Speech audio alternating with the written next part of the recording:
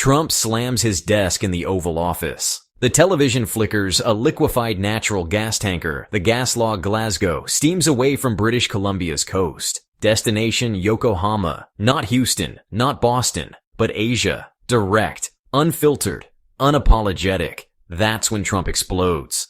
Canada thinks it can sell gas to China without us? Moments later, a 10% tariff is slapped on all Canadian energy exports entering the United States. But it's already too late. On June 30th, 2025, Canada executed what analysts are calling the most strategic energy decoupling in North American history. Its first ever LNG export entirely bypassing U.S. pipelines. After 30 years of routing every gas molecule south, Canada pivoted east, and Trump had no lever to stop it. For decades, the U.S. controlled the valve. In 2024 alone, Canada exported over 8.8 billion cubic feet of natural gas per day. Roughly $8 billion worth, according to the Canada Energy Regulator, all through American pipelines.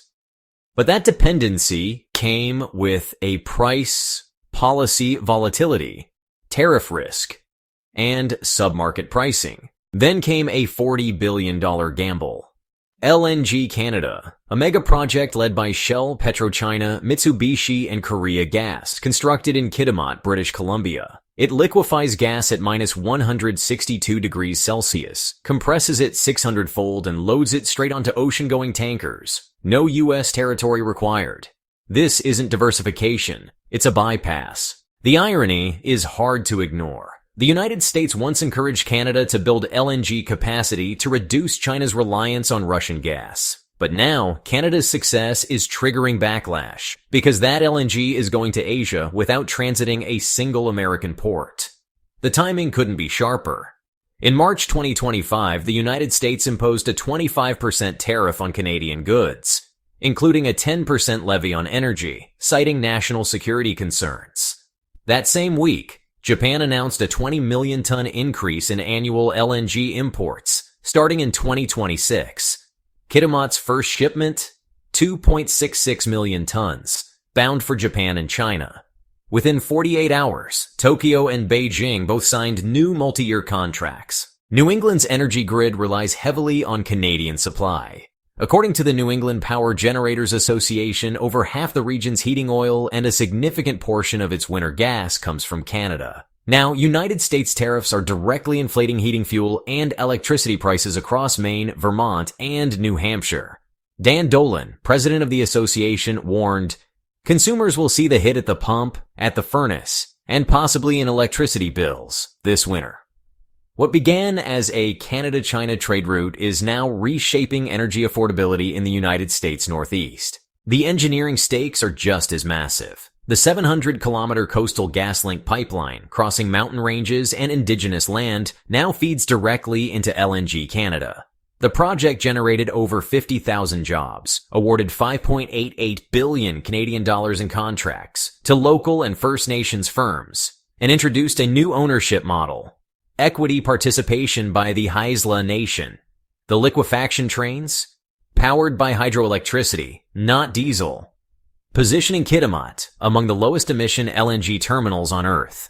This has given Canadian gas a competitive edge in carbon-sensitive Asian markets, where buyers are already benchmarking import contracts against emissions profiles. The U.S. Gulf Coast LNG projects, historically cheaper and closer to key terminals, are now facing a bit of reputational drag. Wildfires, hurricanes, and power grid instability in Texas have, raised buyer concerns. By contrast, Kitimat's cold climate, hydropower stability, and lower emissions intensity now offer greater long-term reliability, even at a higher upfront cost. Asia noticed. South Korea announced a 50% expansion of its LNG storage capacity over the next decade.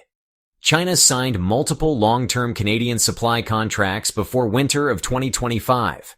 The redirection is happening, quietly, methodically, and without any diplomatic flair. Until now. At a press conference in Ottawa, Ontario Premier Doug Ford declared, "If the U.S. wants to play games with tariffs, maybe we stop exporting electricity too." And, it wasn't empty rhetoric. New England imports hydropower from Quebec to stabilize its winter grid.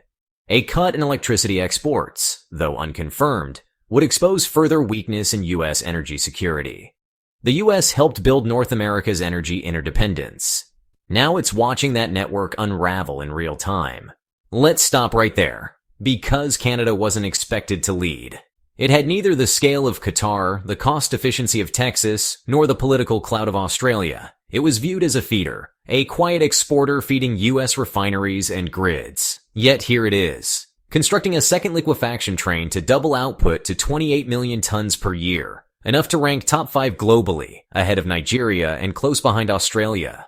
The same country that relied 100% on US pipelines in 2020 to may soon rival America in trans-Pacific LNG dominance. From a policy standpoint, this exposes a contradiction the United States hasn't answered. It encourages allies to diversify away from authoritarian energy sources, but penalizes them when they succeed independently. Japan, importing 80% of its energy, sees Canada as a hedge against both Russian gas and Middle East instability.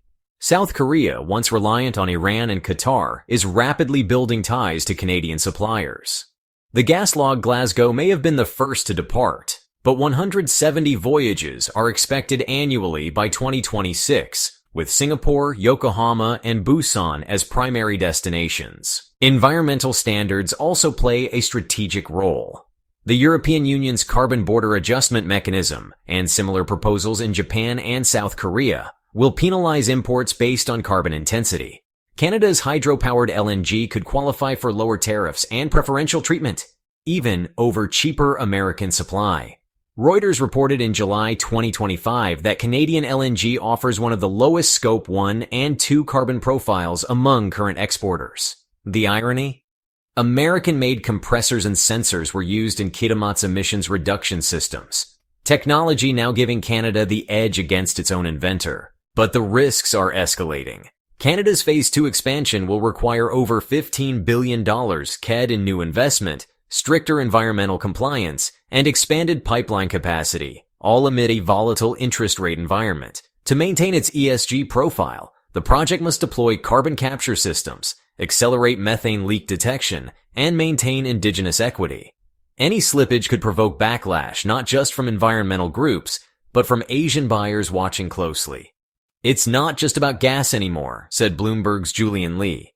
It's about whether Canada can sell trust. Meanwhile, competitors aren't idle. Qatar's North Field expansion will push capacity beyond 126 million tons per year. The U.S. Gulf Coast is adding 6 new terminals, many with flexible short-term contracts that really appeal to cost-conscious buyers. But those buyers are increasingly factoring in non-price variables: governance, transparency, and social impact. And here, Canada's democratic institutions, indigenous participation, and environmental regulations become not constraints, but strategic assets. Credibility has become currency, and Canada, by decoupling from U.S. pipeline dependency, has minted a fresh supply. From a logistical perspective, the shift is also redefining global shipping routes. The Panama Canal, choked by drought and congestion, no longer serves as a reliable LNG corridor. Kitimat's Pacific access allows tankers to bypass choke points entirely. The shorter voyages to East Asia not only reduce emissions but cut transit time by 50%, from 20 days to 10. That efficiency is no longer just economic, it's geostrategic. And for buyers like Japan, who face an aging nuclear fleet and climate commitments under the Paris Agreement, Canadian LNG offers predictability in an unpredictable region. Inside Canada, however, tensions are brewing. Critics argue that subsidizing LNG development via tax incentives and regulatory fast-tracking undermines climate commitments. Yet the government's stance is clear: cleaner LNG is a bridge fuel, not an endpoint. Whether that bridge leads to hydrogen, nuclear, or renewables, Canada wants to build it first, and lease the tolls to Asia. Still, environmental watchdogs remain skeptical. Emissions leakage, habitat disruption, and carbon lock-in remain unresolved risks. Here lies another contradiction. Can a fossil fuel strategy be both transitional and expansionary? So, globally, the appetite for ethical energy is rising. Buyers want provenance. Where was the gas sourced? Who profited and, well, who was harmed? This gives Canada a window, but honestly, not a guarantee. Emerging LNG players in Mozambique, Mauritania, and Cyprus are promising faster build-outs, lower costs, And, looser regulations. Competition is no longer limited to the so-called Big Three. To hold its edge, Canada really must accelerate construction at Kitimat, greenlight the Cedar LNG, and Kaysai Lisim's LNG terminals, both majority-owned by indigenous nations, and make sure its export strategy scales without sacrificing oversight. As it stands, Canada has something no LNG competitor can replicate overnight. Political stability, hydropowered liquefaction, indigenous equity participation, and transparent legal frameworks. And yet the window is narrow. By the year 2030, global LNG demand may plateau as renewables mature. The next 5 years are Canada's proving ground, not just to export gas, but to export a Model 1 where energy security, environmental responsibility, and community ownership can actually coexist. One shipment changed the map. The next 500 could really change the game. And that's the real story. Not that Canada cut off the United States, but that it outgrew it. Not that Trump raged, but that he could no longer retaliate without hurting his own grid. Not that the United States lost control, but that Canada chose not to need it anymore. In bypassing American infrastructure, Canada didn't just open a new LNG route. It opened a new era of energy geopolitics, one defined by trust, not just trade. And for the first time in decades, North America's energy future isn't decided in Washington. It's sailing out of Kitimat. We're glad you're enjoying this video. Please like and subscribe. And hey, check out another video that is now on your screen.